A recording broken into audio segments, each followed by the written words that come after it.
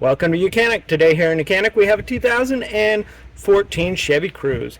On this Chevy Cruze I'm going to show you the process to be able to remove your ignition lock cylinder.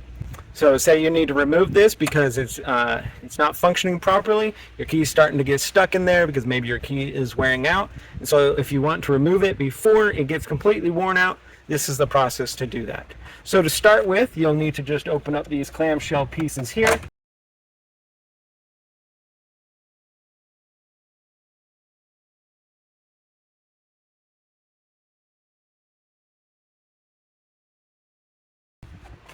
So we pop those two covers off and now we have access up here. So for the first one, or for the method, we have the key, and the key still functions, but it may be wearing out.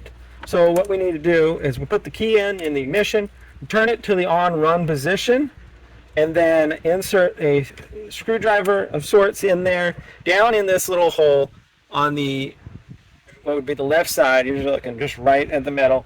And then you'll pull it toward yourself or toward the steering wheel, and that presses the tab that then now you can remove your ignition lock cylinder.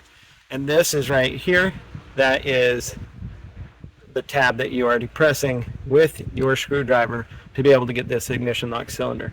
And then when you spin it this way, if the keys are out, you can remove all these tumblers and reset it to a different key, or maybe you get a new cut key and you reset it with new tumblers that won't be as worn out, right? So once you've done all that, then to put it back in, it's just a reverse process, a little bit easier though. You just press it in, it locks in, and then you'd be able to turn the key and remove it. Now there is a manual release down here because there's no power to the vehicle. You just need to turn that backwards and then be able to pull that key out. Thanks for watching YOUCANIC, where you can be the mechanic.